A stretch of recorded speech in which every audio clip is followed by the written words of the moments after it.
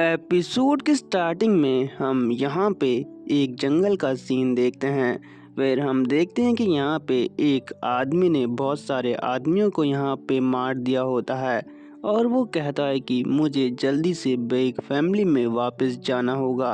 पर हम देखते हैं कि उस आदमी की भी यहाँ पे हालत ख़राब हो जाती है और ये और कोई नहीं हमारा मेन कैरेक्टर होता है जिसकी हालत अभी फ़िलहाल बहुत ज़्यादा ख़राब है। हमारा मेन कैरेक्टर कहता है कि मेरा नाम यहाँ पे बेस्ट प्लेड ऑफ वेजाबाउंड पड़ चुका है क्योंकि मैं आवारों की तरह सिर्फ जियांगजू में इतने सालों से बैक फैमिली की जो खोई हुई मार्शल आर्ट्स थी उन्हें खोज रहा हूँ, तभी से मुझे ये नाम दिया गया है।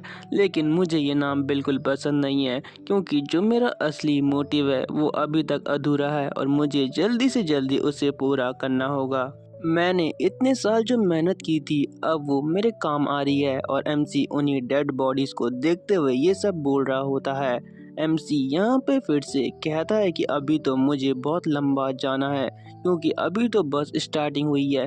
मुझे जल्दी से यहाँ पे जो बेक फैमिली है उसे ग्रेटेस्ट क्लैन बनाना ही होगा और ये मैं करके रहूँगा। तो मुझे अभी यहाँ पे शांत नहीं होना है, मुझे अभी आगे बढ़ते रहना है। तभी एमसी यहाँ पे किसी से कहता है कि तुम यहाँ से चले जाओ नांगोंग क्लैन के हेड, तुम्हें यहाँ पे आने की कोई ज़रूरत नहीं थी।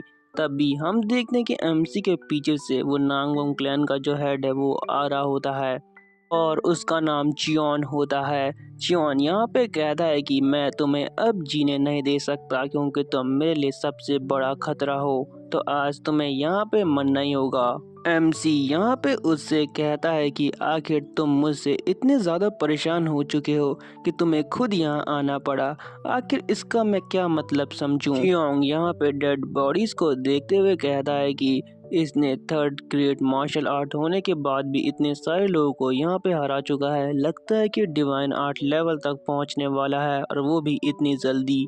तभी वो अपनी स्वॉर्ड निकालते हुए कहता है कि मैं तुम्हें जो बेक फैमिली की मार्शल आर्ट्स हैं उन्हें यहाँ पे निकालने बिल्कुल नहीं दूंगा, मैं तुम्हें इस दुनिया पे राज बिल्कुल नहीं करने दूंगा, क्या तुम समझ गए।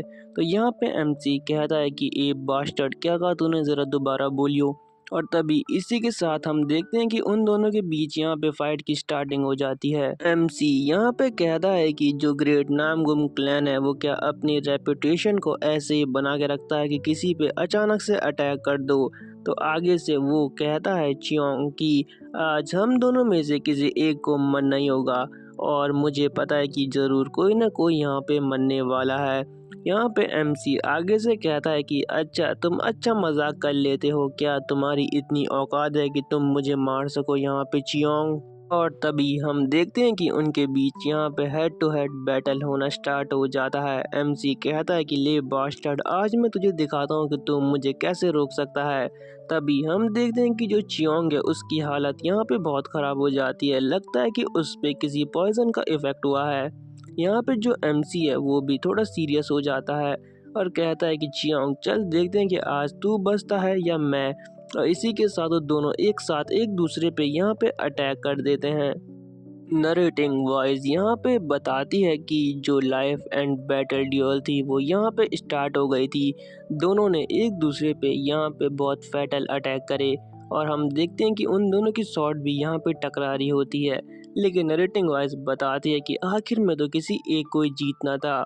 और तभी हम देखते हैं कि हमारे एमसी ने पूरे पावर से जो चियोंग है उस पे अटैक कर दिया होता है और कहता है कि आज मैं तुझे यहाँ पे ख़त्म करके रहूँगा। फिर हम देखते हैं कि थोड़ी देर बाद फिर से यहाँ पे बारिश स्टार्ट हो जाती है और तभी यहाँ पे हम देखते हैं कि जो चियोंग है उसकी जो बॉडी है उसके आर पार यहाँ पे एमसी ने अपनी सॉर्ड कर दी होती है और यहीं पे जो चियोंग है उसका काम तमाम हो जाता है। और ये सीन हमें थोड़ा बैक एंड से भी दिखाया जाता है। चियोंग यहाँ पे मरते हुए एमसी से कहता है कि मुझे तुमसे यही एक्सपेक्टेड था, मुझे यहाँ पे माफ़ कर दो, मैं यहाँ पे हार गया। और इसी के साथ जो चियोंग है उसकी यहाँ पे डेथ हो जाती है। एमसी यहाँ पे कहता है सॉरी सॉरी माय जूता, आखिर तेरी हिम्मत कैसे हुई मुझ पे अटैक करने की। एमसी फिर उसकी डेड बॉडी से कहता है कि क्या तुझे लगता है कि एक सॉरी से सब ठीक हो जाएगा, ये मुरिम वर्ल्ड है, यहाँ ये सब कुछ बिल्कुल नहीं चलता। यहाँ सिर्फ लाइफ एंड डेथ बैटल होती है और एक ही जीतता है और दूसरा यहाँ पे मारा जाता है।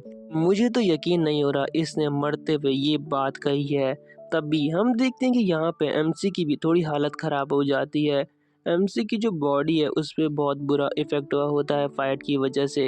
एमसी यहाँ पे कह रहा होता है कि मुझे जल्दी से यहाँ पे बेक फैमिली में वापस जाना होगा क्योंकि सब मेरा वहाँ इंतज़ार कर रहे होंगे। मुझे यहाँ पे जो मेरा फादर का हॉनर है उसे भी प्रोटेक्ट करना होगा। लेकिन तभी हम देखते हैं कि एमसी की हालत यहाँ पे कुछ ज़्यादा ही ख़राब हो जाती है। पता नहीं इन दोनों पे किसी पॉइज़न का असर हुआ है कि पता नहीं, अभी हमें बताया नहीं जाता। एमसी यहाँ पे कहता है कि क्या ब्रदर मुझे वापस आना है, मैं वापस आना चाहता हूँ लेकिन मुझे माफ़ कर दो, लगता है कि अब मैं वापस बिल्कुल नहीं आ पाऊँगा। और ऐसे ही वो अपने ब्रदर और फादर से माफ़ी मांग रहा होता है। एमसी यहाँ पे कहता है कि लगता है कि मैं फेल हो गया, मैं बिग फैमिली को एक पावरफुल फैमिली नहीं बना सका। ये मेरी लाइफ का सबसे बड़ा रिग्रेट है और काश मैं इसे पूरा कर सकता किसी तरीके से। और ऐसे ही एमसी की यहाँ पे डेथ हो जाती है।